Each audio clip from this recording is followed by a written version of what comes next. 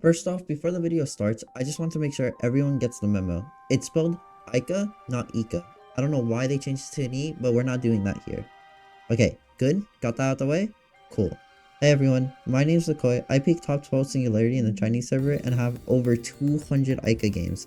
Aika is one of the characters I absolutely love in this game, and although she is pretty a niche pick compared to other characters in the meta, I feel like there's good and viable ways to make her very scary. Okay, moving on into the guide, first things first, we'll be starting with the basics. Aika is a scissors shotgun character, meaning she can only be played on attack, and her strengths in engagements are going to be up close. One tip I already give at the start is walls are going to be your best friends. Get used to the paper mechanic and sticking onto walls and moving around that way. You will take less damage from people and be less susceptible to getting picked with it. Now, one of the main reasons Aika is seen as such a niche pick is because Aika's range is extremely low.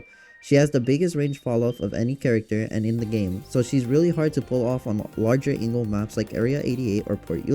What makes Aika super oppressive, however, is her ability to make the core mechanic of the game, turning into paper, a literal living hell. Before getting into her abilities though, let's talk about her more important passive, Soul Battery. Shooting enemies accumulates heat that maxes out at 100 heat meter.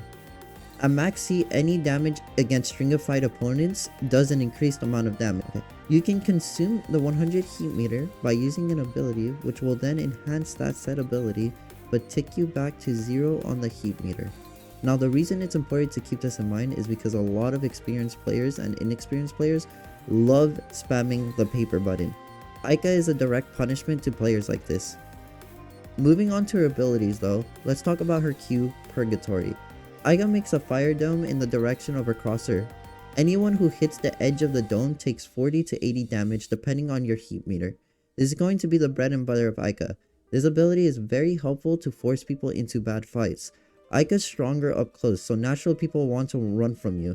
Putting a Q traps them into a fight with you or forces them to take damage and get punished regardless. It's also a great recon tool in my opinion. Aika Q does not stay up if no one's inside of it, meaning that if you Q an area and don't hit anyone, it will instantly go down. You can use information like this to take space away from the enemy team. If Purgatory does stay up, however, you know someone is definitely playing inside the diameter of that Q somewhere, giving you the option to set up double swing kills. Her Q is also a great zoning tool. No one wants to take the tick damage of Aika Q. 80 damage isn't a joke, so a lot of people wait it out and then push once it's over. You can use this to your advantage and Q popular retake chokeholds after your bomb is planted. Moving on, we have Aika's ultimate Firestorm. Now, if you stay around in the community long enough, we call this ultimate the win button. Aika's Firestorm is extremely strong. You can fully wipe a team of 5 if you're lucky enough to find them grouping in the wrong place. Firestorm is what I call a chambered ult. It's similar to Audrey, you can activate it and save it for later. You get up to 3 fire tornadoes, and if landed correctly on an enemy, it will lift them into the air, forcing them into a gliding animation and tick them for damage while they are in the tornado. This ability is also empowered by your heat meter, turning the tornado blue and doing extra damage. This ult is essentially 3 wind grenades and do damage. Now, one thing I will make clear about her ult is that you never want to directly aim at a person and want to aim at their feet. It's a fireball at first, so you want to lift them up, and if you aim directly at them, it'll probably most likely just go past them and hit behind them. Another tip I'll give is to never spam 3 ults on one person. Something to keep in mind is they're going to be gliding in paper mode, so pulling out your shotgun and making use of your passive, shooting them while they're in the air is very valuable. It also helps you generate heat for your next tornado. A general rule I like to stick to is not to be greedy with tornadoes either. Use one on a person you want to engage even if you have no heat meter, then shoot them while they're stuck in it. Usually you'll get a kill by then, but the important thing is to generate heat. Once you max out your heat, you have a blue tornado pressure, which is extremely strong and can borderline kill on its own. A little more intricate detail about the tornado is it can hit through walls, so get creative with the spots you can pressure people out of. You can also use to stall out the bomb. Aika is very simple at core. Her abilities are very point and click, but the fun part about the abilities is that she has creativity and skill expression. You can tell the difference between a new Aika and a veteran Aika.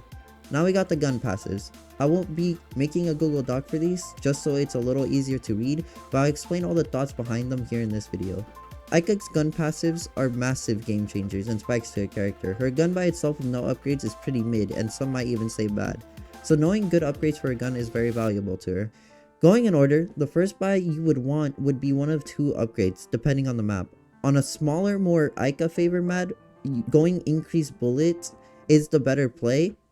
Reason being, as these maps let you path into close range engagements already, you would like to have the more pellets for more damage, which would help you win those fights more consistently. However, going spread control is not a bad option as well.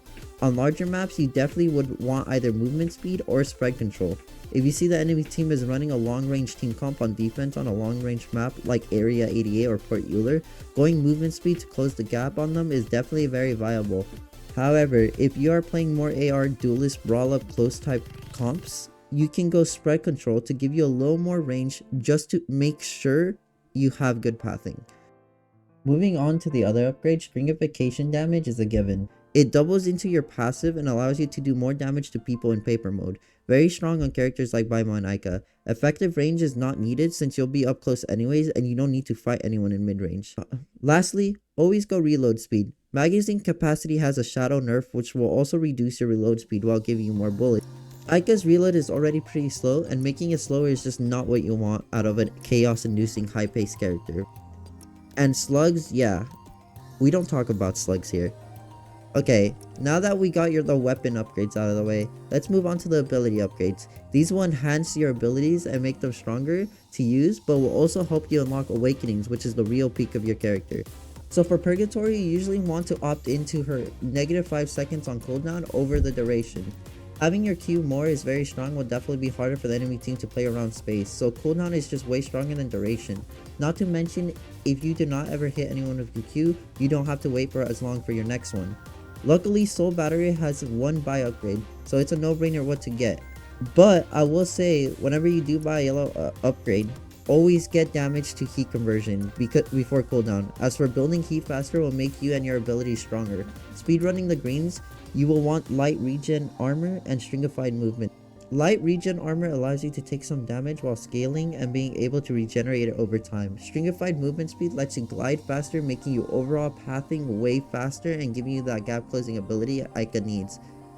Now let's talk about awakenings. Now if you notice, for some of you who already played Aika, I didn't mention that enemies in your queue get damaged while on paper.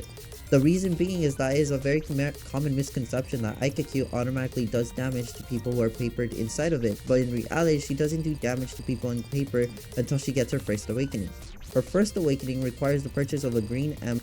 Pyro strings allow enemies to stringify in the flame cage to take damage. Let's talk about the debate though. Awakening 2 versus Awakening 3. Awakening 2 says that after casting your Q, the fire norm will collapse on itself every second until reaching a minimum size.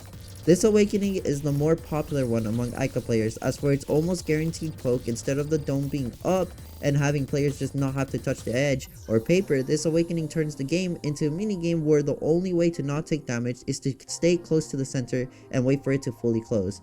Now when you choose this awakening, you lose out on a lot of zoning potential, but your kill potential does skyrocket, which is why I think it's so popular. My personal favorite, however, is definitely Awakening 3, Flame of Life. Aika restores a proportion of HP based on the heat consumed. HP also gradually restores as heat naturally decreases over time. The reason I like this passive more is just how much you can reset your health bar. Those fights where you just barely won with about 40 HP and you hear the second person coming to swing are very common in this game. Being able to instantly Q or ult and refresh your HP definitely is a very strong pace changer and allows you to win that second and maybe even third duel. So when it comes to those awakenings, I say play with them both and try out what works and best for you. So when it comes to those awakenings, I say play with them both and try them out. See what works for you. Like I said before, Aika has a very simple kit, and that's exactly what makes her skill expressive. The better you get at moving around the map, getting creative with your ability usage, and changing up your pace to make yourself unpredictable, the better you'll be on her. If you have any questions about anything I may have missed, leave them in a comment below. If you have any feedback for the video, also leave it down below. I'm very new to content creating, and this would be my second guide video ever. If you enjoyed this video, leave a like, and if you want more Shinobu content in the future, leave a sub. I stream on Twitch mostly every day. I don't have a set schedule, however, but hope to see you all pop in from time to time. Thank you for sticking to the end, and I hope you guys have a good day. Peace out, guys.